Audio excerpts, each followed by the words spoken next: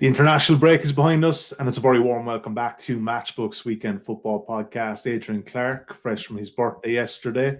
I won't say his age, but he did surprise us pre-recording to tell us, and I got it about 6 years younger, but he's after surprising us. Yeah, always happy with you with that. I think you played it tactically there. I did. I said you were just slightly older than me, which is good. Mark O'Hare is back on board as well. Mark, hope you enjoyed the international break and on his travels as well. This week is Miguel Delaney, who's going for 6 best bets in a row. Miguel, it's just that easy, mate. You come into the podcast, you've had one losing week on the best bets. I think that was Aston Villa and over 3.5 versus Bournemouth week 1. A lot has changed in the football world since. I would ask you how the international breaks went, guys. I'm kind of over it. I'm done with it now until we get to Qatar. So let's just dive into this weekend's games. We're going to start with the Manchester Derby. First of all, North London Derby and 2 other games on Saturday. So let's take a look at the betting in Manchester. We'll start with Miguel for this one. But first of all, we can back Manchester City here at 1.39. Manchester United at 8.6. The draw available at 5.9. Both teams to score in there at 1.73, and the handicap is 1.5. United getting. I think the goal line is 3 3.75 at the moment. Right, Miguel. I suppose we're going to. There's just been such a long break, hasn't there? It's going to be kind of tricky this weekend in terms of placing bets. Teams going to be a bit rusty. Obviously a lot of guys on international duty, but in terms of teams themselves, it's going to be tricky. But we will find out a lot more where this Manchester United team is under Ten Hag, right? Well, it's United's first game in a month, which is remarkable. Yeah.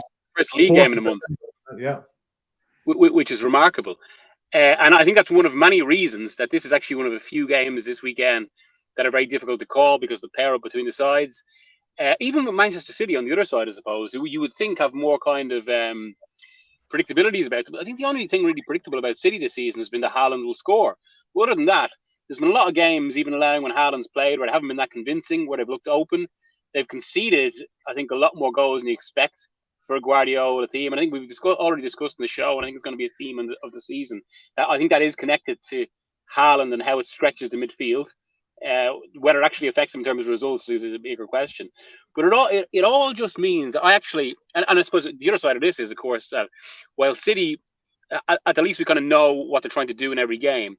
United have obviously had a drastic change from pretty much after the Brentford game.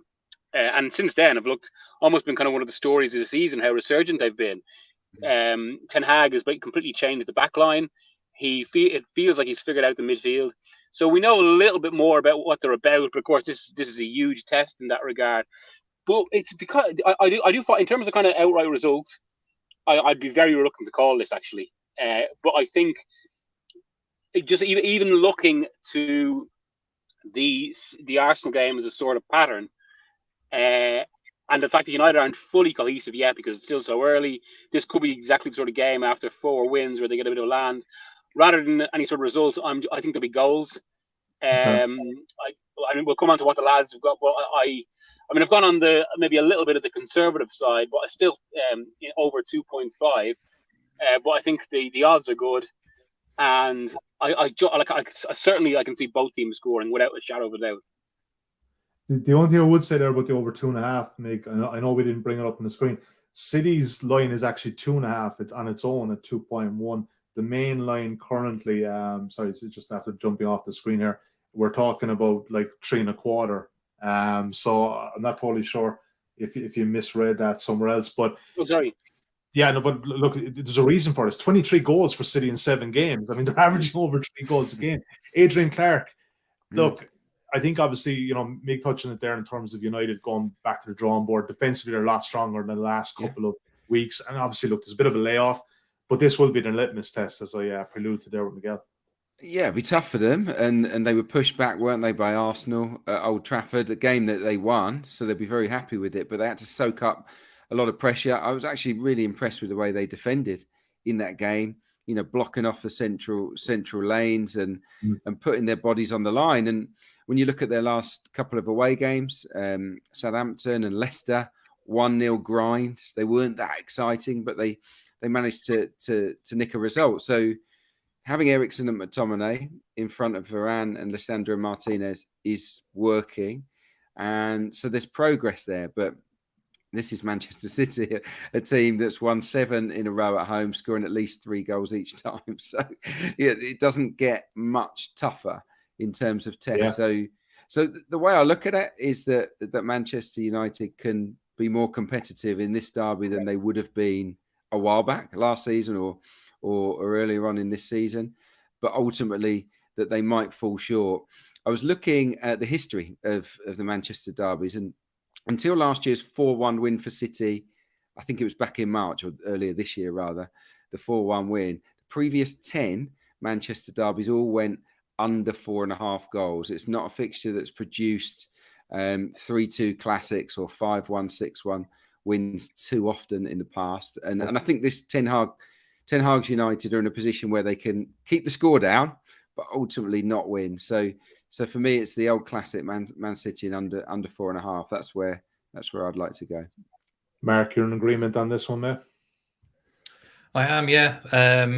I don't think Man City have been as good as we possibly expected them to be. Erling Haaland certainly has been, but if you look at the early start to the season, Newcastle in 10th are the toughest opponent they've faced so far in the Premier League, and I think there has been a fair degree of frailties on show, particularly in matches against Palace and Newcastle, Villa, even Dortmund in the Champions League.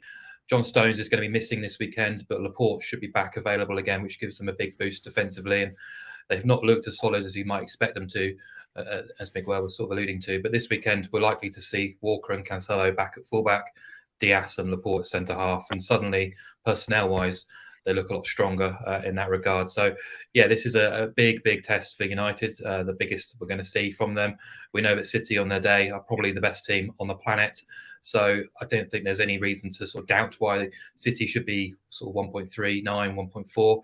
Possibly they could be even shorter, considering we know that their sort of high standards are still a world away from what United can probably hope to achieve in this match. But I agree with Adrian. I think they can limit the damage. Since Varane's partnered Martinez at centre-half, they've looked a lot more assured defensively.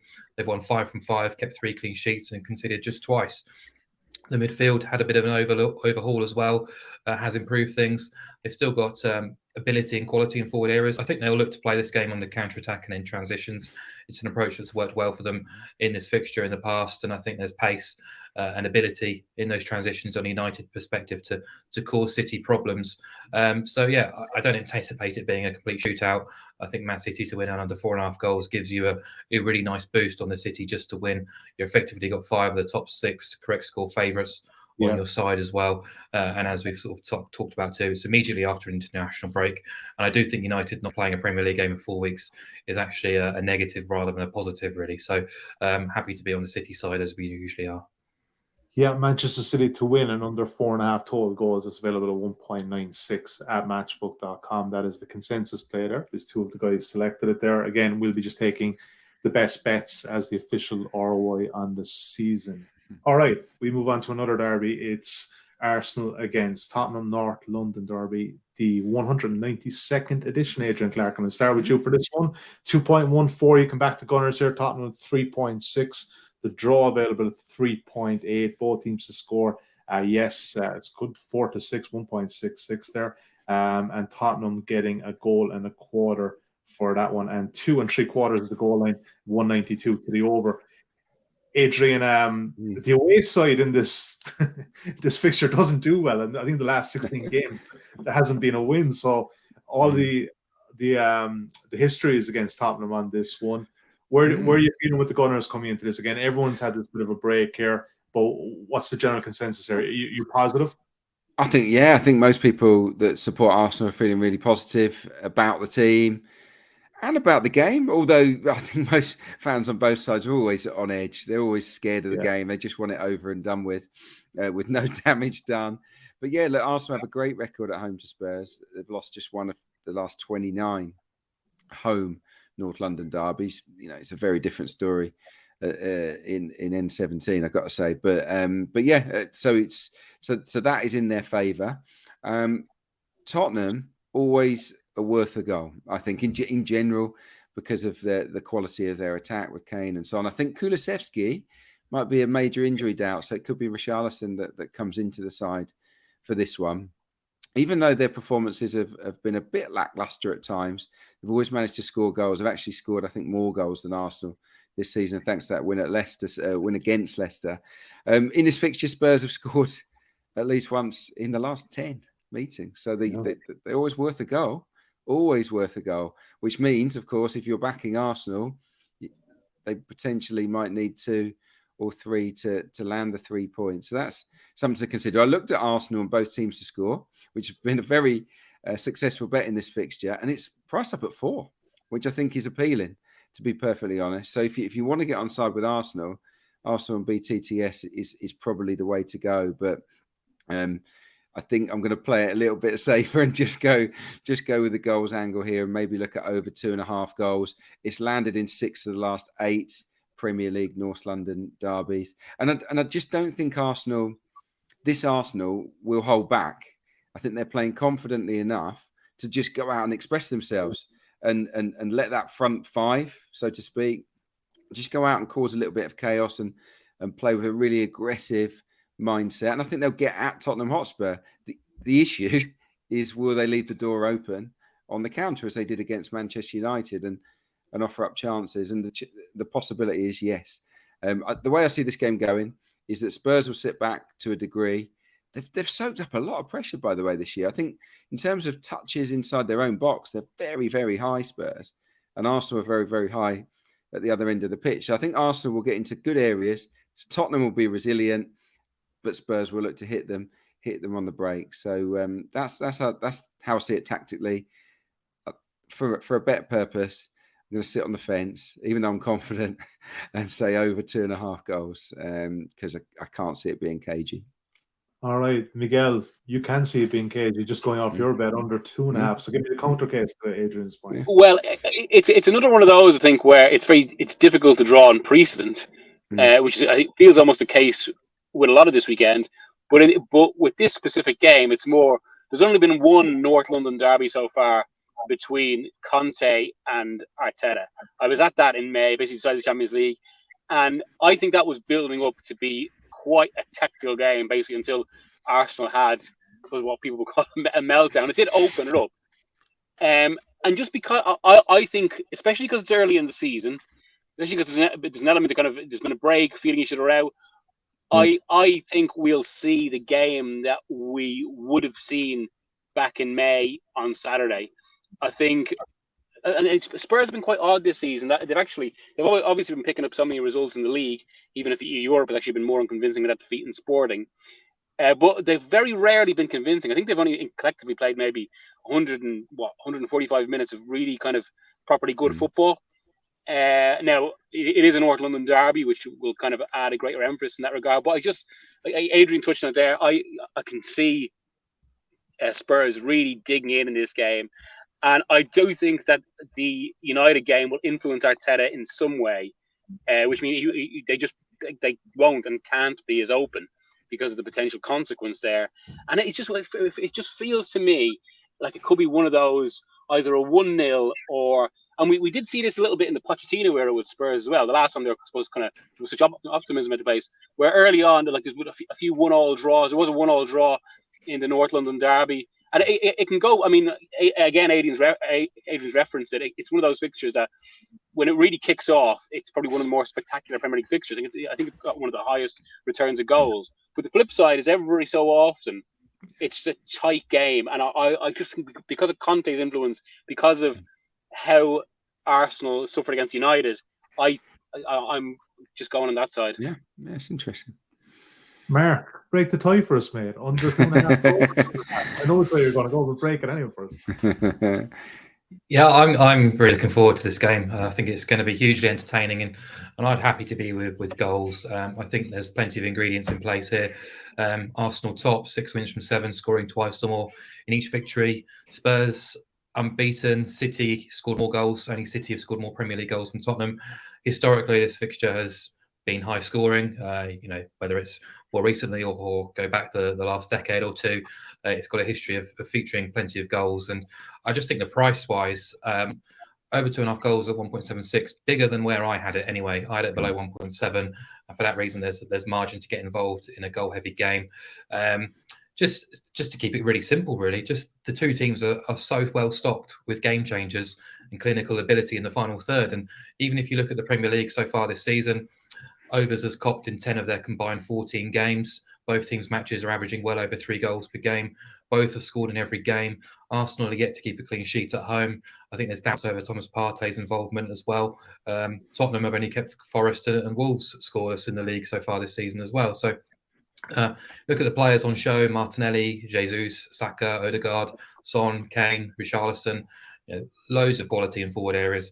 One thing I just will mention, though, is the actual match odds themselves, which suggests that Arsenal are rated as slightly stronger of the two teams, which I disagree with. I'm sure Adrian will vouch for Arsenal here. But if the market rated these two teams as equal, Arsenal would be 2.25, 2.3.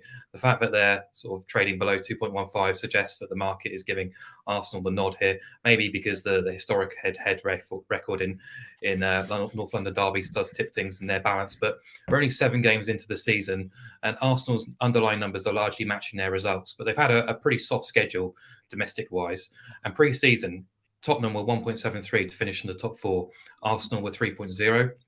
So are we suggesting that in those 7 games, despite Arsenal sort of losing their only big test, they've suddenly leapfrogged Tottenham in terms of their head-to-head ratings? I think that's quite premature, in fairness. And I think if you did want to be involved in either team, I'd be backing Tottenham plus half a goal. I just think they've got the more astute head coach.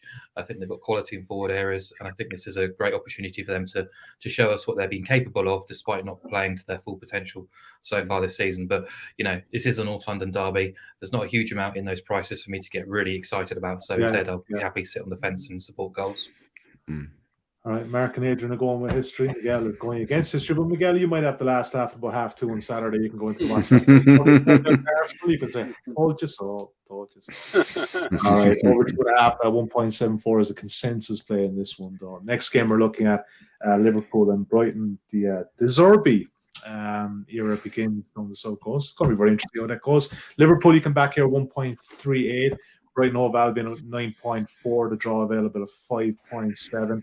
Both teams to score here is very even mark of 197 yes, 198 no, and on the goal line it's 3 evens to the over and just slightly to 1.93 to the under. 1.5 goal start. Brighton are getting at 1.87. And Mark, I tell you, if any team needed a break the last couple of weeks, it has been Liverpool. It's hard to know what to make of Brighton. Is there going to be much of a change of style? Are they going to be a bit more open, like the Sassuolo this Derby side, or what way you can envisioning is because there's a hell of a lot of unknowns. There is, yeah. It's a really tricky game to analyse. So thanks for putting this on the schedule, Sully. Yeah, I mean, I'm really excited by De Zerbi. Achieved sort of wonderful success year on year with Sassuolo before he went on to Shakhtar. Prefers to play possession-heavy football, starting from the back. Loves overloads, particularly around the flanks, really. Utilises his fullbacks quite high. Has got a great track record for improving players. So basically, he looks like a really good fit for Brighton. I'm not sure on his communication skills, but the word is that his English is good enough. So interesting to see where Brighton develop from here. He's talked himself about potentially trying to control games a bit more than they did under Potter, but he's had very little time to spend on the training paddock with the first team. His visa came in a little bit late, and obviously we've had an international break, so a lot of his players have been away. So difficult to sort of know. So therefore, I'm just going to assume we see something similar to what we've been accustomed to with Brighton over the past 18 months or so. And that's a very strong road record, 5 defeats and 22 away since the start of last season, including a 2-2 at Anfield last year. They won at Spurs, won at Arsenal, won at United in that sample, drew at Chelsea. So I think you could make a case for saying Brighton plus 1.5 is actually not a bad angle to take here if those basic principles remain in place. But Liverpool, hard to second guess at the minute. I think the win over Ajax was far more convincing than the scoreline suggested.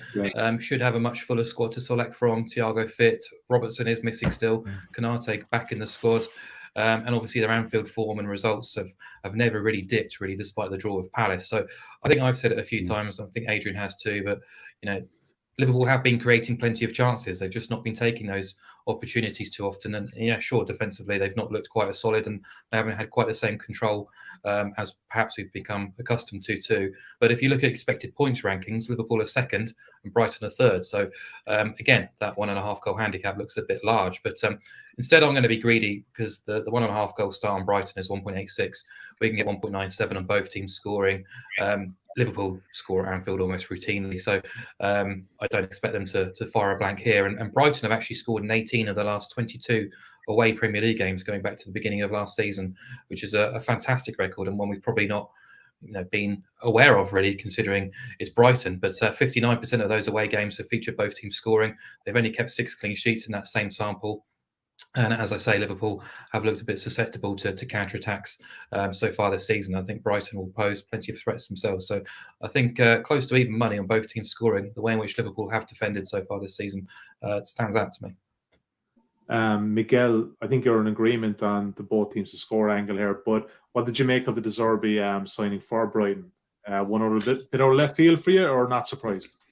Well, actually, I mean, it'd be out of left field for many other sides. For Brighton, it's actually entirely logical, very much in keeping what they want to do.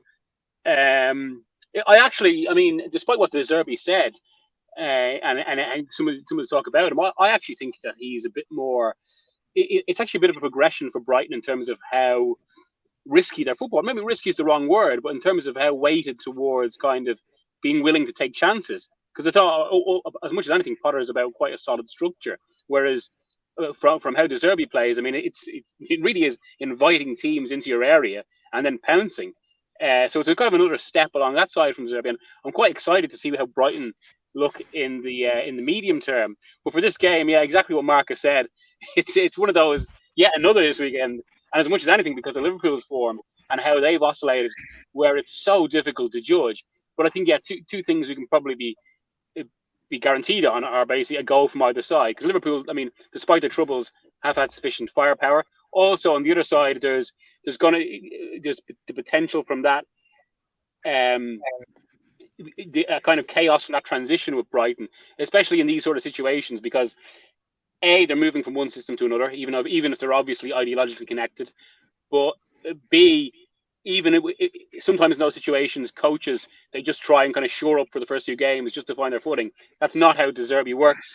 I don't think it'll be how they work in this game, and they will. I think Brighton could be quite open, but also the flip side of that is they will attack against the Liverpool team that have been vulnerable. So I find this a very difficult game to read. Not the hardest this weekend, which we'll come to, but because of that, I think Adrian said it a few weeks ago, and actually one of the times when I went against him and actually backed the Liverpool win. Yeah. But I think they're just right now for a team that has they're one of the biggest guarantees of a victory in the Premier League for the past 5 years. Just right now, it's just very hard to say from game to game. So I think it's safer to go for goals. Yeah, and I think Adrian, like just on that this weekend, there's 7 after this weekend. There's 7 more Premier League match days before the World Cup. We'll have more time to kind of build up a bit of a form line because there's just so much unknown. We've never been in this situation this early in the season where the Premier League season has been broken up in such a way. No, it's true. Yeah, so it's a unique campaign, isn't it? And this game, it puts both teams come into it in a very strange position. Clarke hasn't had much time to work with his players, but what he has had time to do is get his head straight. I don't think his head was entirely in the right place ahead of the international break. I think he would have cleared his head, cleared his mind, and I think he will come back with a plan.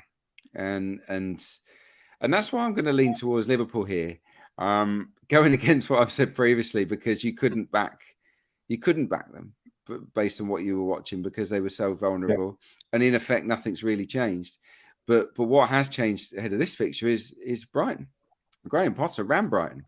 He owned that team. It was built in his ideals, and he spent a lot of time putting quite complex ideas across to the group of players, and they've been brilliant. Let's face it, they've been excellent, Brighton. And I can't argue with any of the stats that the boys have said. It's there for all to see. Brighton are a very dangerous team, great on the road against big teams. But they've got a new voice, new coaches, not just the manager, new everybody. Speaking maybe in, certainly a different tone, different language maybe at times. And they will have different ideas.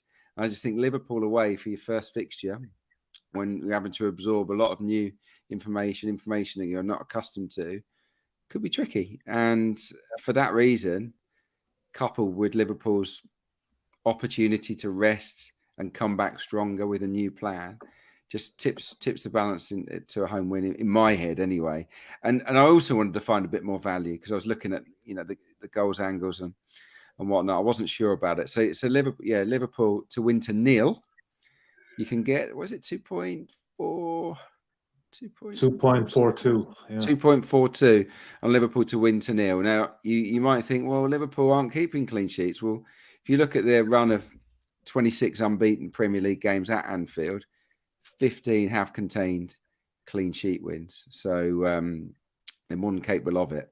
You just haven't shown it of late. So, I'm just chucking that one out there. I've got a feeling you're going to go with the lads. But, Liverpool to win to 0 offers decent value in my view.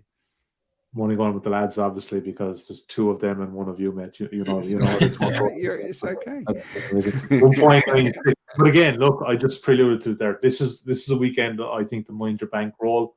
I don't think anyone's going to be going too mad. I think we need to build up a bit of a form line again, and that's why we'll go to the trickiest fixture of the weekend, as Miguel has already preluded to. Palace and Chelsea. Miguel doesn't even have a bet here. This is so tricky. This is, but he knows that bet, so don't worry, it's all good.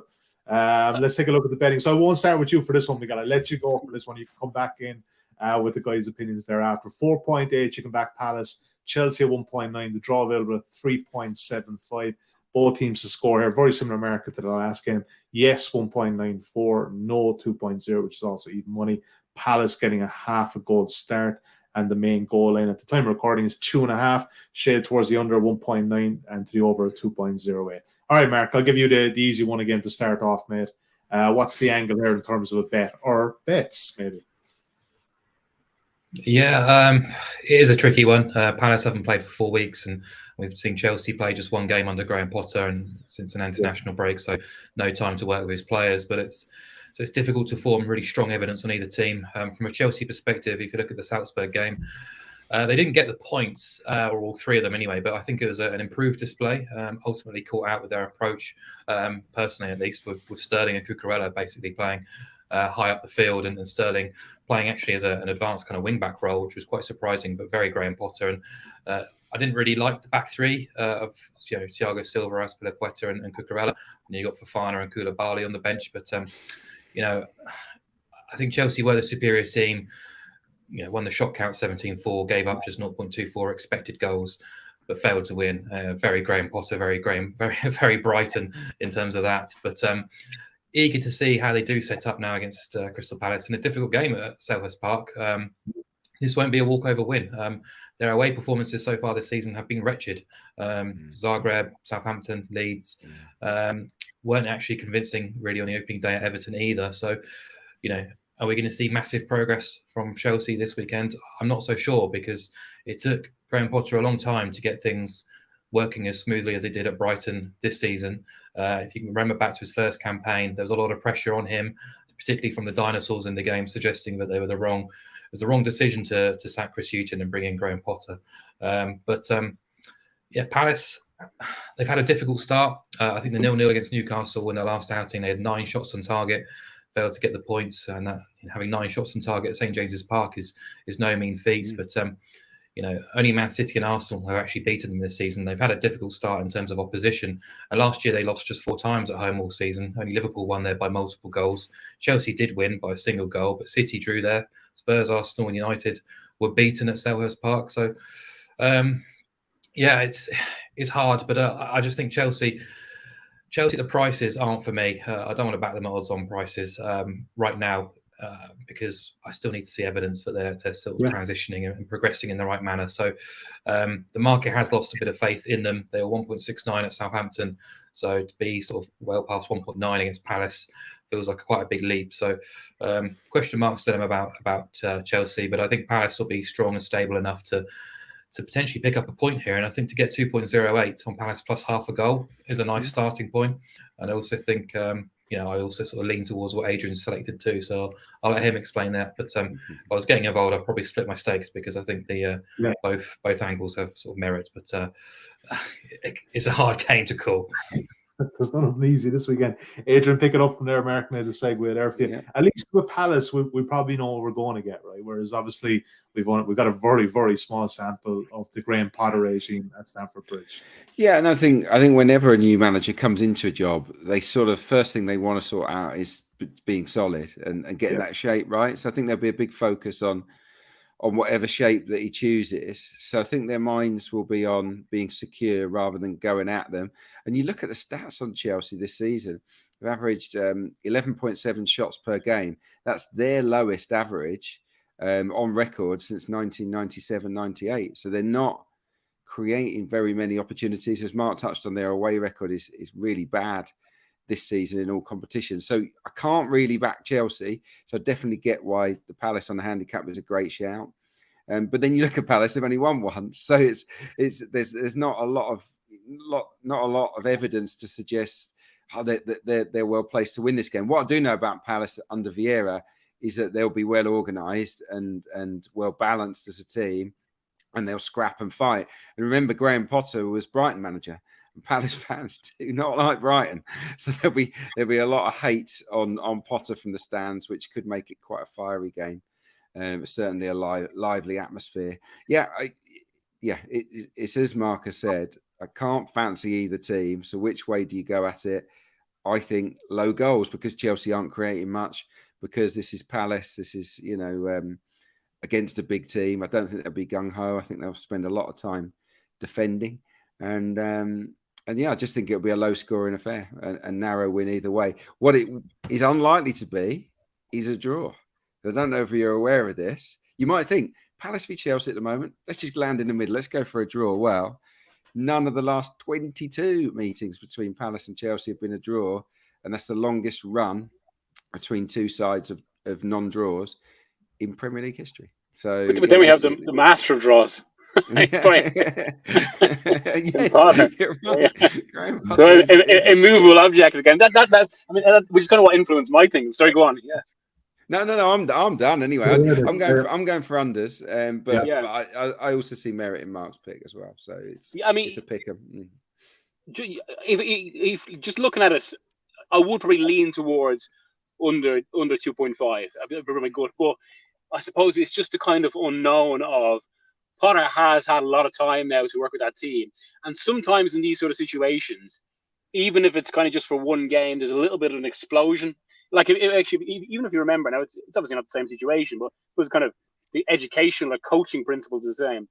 At Manchester City's first few weeks under Pep Guardiola, they scored tons of goals, looked really good, run an unbeaten run, and then plateaued and had a really difficult autumn just because it was kind of they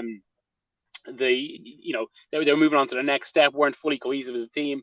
And my point there is more about how just there can be an immediate impact from a new coach of that profile in that way, especially because he does work in a very different way to Thomas Tuchel.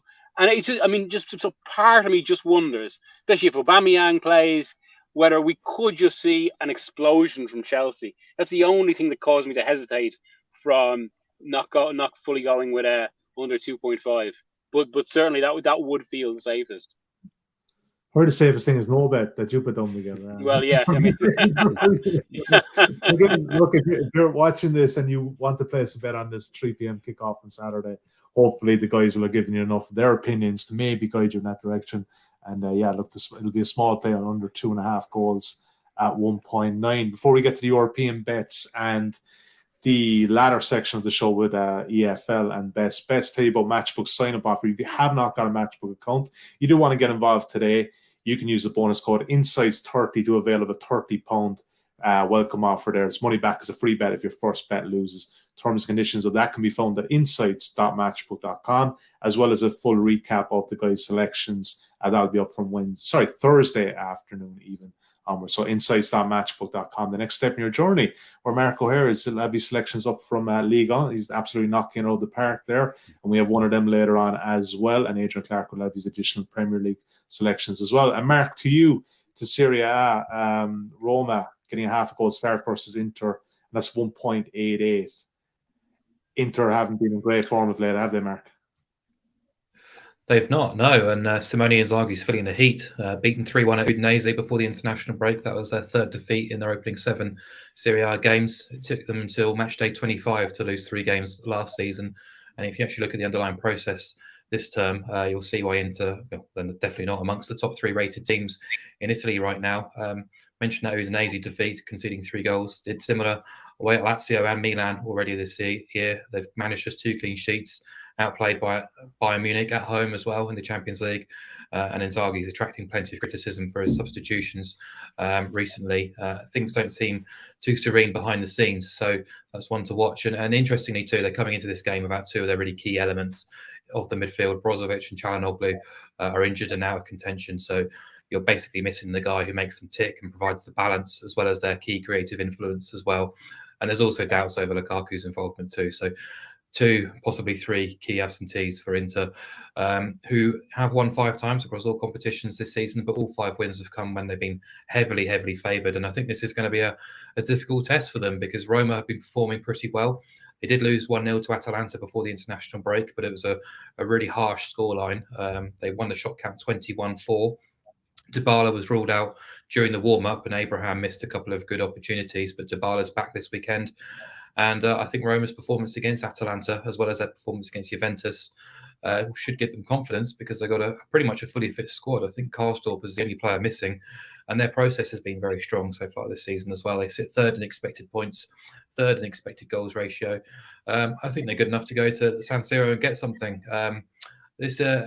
Basically, the big tag against Mourinho so far domestically is the fact that Roma don't tend to get results in the big matches that matter, particularly away from home. But this feels like a really good opportunity for them to get something against an Inter team who have not looked convincing at all so far this season. So happy to back them plus a half goal start. All right, like the angle there. Adrian, you take us to the EFL. First selection are the Championship. Wigan getting a quarter of goal start away at Rotherham. Yeah, I don't know if you call it. They're very similar form lines, Adrian, aren't they? But you've obviously seen some sort of nature. Well, there's a big change, and that's Paul Warne, the manager of Rotherham, or the former manager of Rotherham United, has been poached by Derby County. Now, Paul Warne ran Rotherham. It was his club, his players. He's been in charge for years. Everything was about Paul Warne, and it's going to be very strange, I think, for the players and for the fans, the entire club, not to have him there this weekend. And I don't think, that's unsettling in itself. And they don't, this is not an easy game, full stop anyway, because Wigan are outstanding travellers this season. Despite stepping up a level from League One into the Championship, Wigan have got one of the best away records in the division. 3 wins, 1 draw, no losses on the road so far. That draw was at Norwich, by the way, and there aren't too many teams that will go to Carrow Road and get a point this season. So Wigan are good travellers, and it's not a fluke because last season in League One, they topped the away table by miles. And their record was 14 wins, 6 draws, 3 losses on the road. So they're at their best in this kind of scenario. They go to a Rotherham team that are rudderless, and player for player, there's not too much in it either. So I just think this is a good opportunity to get on side with the away team, because other factors outside of pure results will, I think, come into play. So getting Wigan on a handicap here really does appeal to me. You got the half of your stake on a draw no bet, and then if they do draw, you can, the other half turns it into a win. So I'm happy to go with that. And in League One, you have a goals bet there, Burton and Forest Green over 2.5, 191. Yeah, this is a basement battle in League One. It's 24th, entertaining 22nd. Neither can defend. That's where I'm going with this, really. I saw Burton at Sheffield Wednesday. They actually won the game in the Papa John's, but yeah, they were awful in terms of their defending. And one thing that really stood out, seeing them in the flesh, and it was almost full strength, is that they play in quite not a reckless way, but just a super attacking way. I think they see attack as the best form of defence, and they'll definitely see it that way in what they'll regard as a must-win at home to one of the fellow strugglers. Burton games have averaged 3.5 goals a game this season. That's the highest in League One. Forest Green games have averaged 3 goals per game. You look at the overs, 7 of 10 for Forest Green have gone over, 6 of 10 for Burton. No clean sheets for Forest Green. just 1 clean sheet for Burton. So everything points towards 2 teams that can't defend.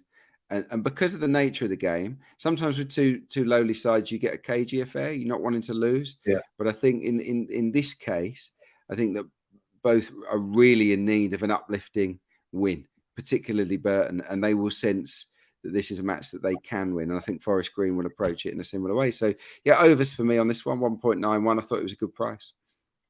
All right, good man. We move on to best bets. Miguel Delaney, as we hit at the top of the show, you're going for 6 in a row, so absolutely no pressure here, mate.